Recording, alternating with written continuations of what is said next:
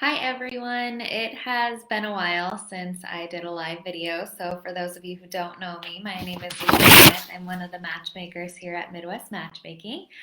Today, in the spirit of Halloween next week, I am going to talk about ghosting. So maybe you've heard of it before, or maybe you don't know what it is. So I'm going to go over, I'm going to tell you what it is. I'm going to tell you how you can avoid it, hopefully, and then also why not to do it. And I'll also share with you what you can do instead of ghosting. So, first of all, what is ghosting? So, ghosting, usually most people refer to it ghosting like that happens in dating or relationships, but it can actually happen in any kind of relationship. So, friendships, professional relationships, dating.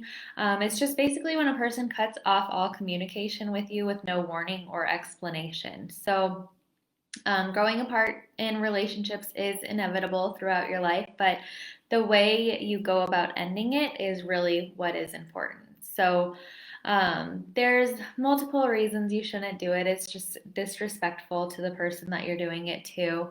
It's also seen as a form of social rejection, which can really hurt a person emotionally. It actually has been known, it's been shown to activate the same pathways as physical pain. And there's even been studies done where the emotional pain was treated with Tylenol and seemed to help. So that just kind of gives you a little bit more insight into how it affects the person.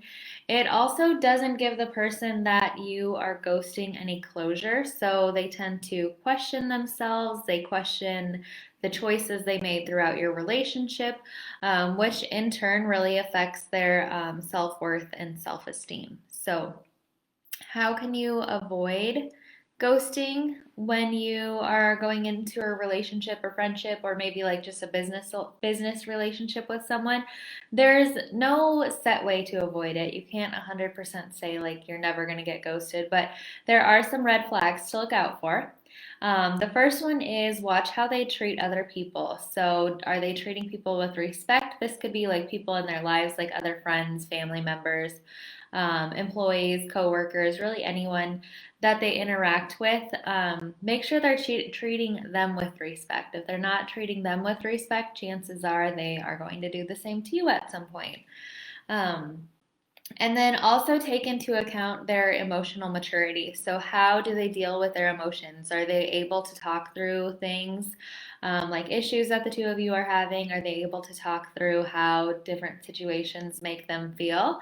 That also will give you a little bit of insight into how they will handle any issues that the two of you have come up in your relationship. Um, and then obviously, if you are considering ghosting someone, first of all, don't. There's different things that you can do instead of ghosting someone.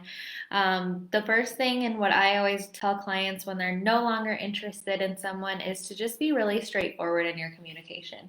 It's really hard telling someone that you're no longer into them, but it is the best for you and for them in the long run. You'll feel better about how you handle the situation, and then you'll also let that person know that they are able to move on, even if it was a longer relationship that you had and they won't be ready to move on right away. They can at least start the process of moving on.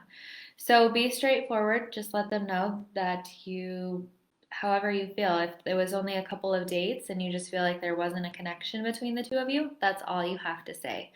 Um, as far as how you're going to tell someone that you are no longer interested, kind of depends on your relationship and how close you two were. So, if you guys had been on like one, two, maybe even three dates, just shooting him or her a short text is fine. And again, just saying you had a wonderful time meeting them and thank them for their time, but you aren't feeling any sort of connection.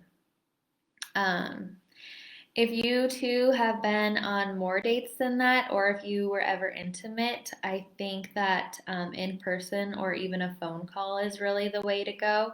And it's the same thing, just let them know that you are no longer interested. If you want to give them an explanation, that's fine. And then that way they have some clarity going forward.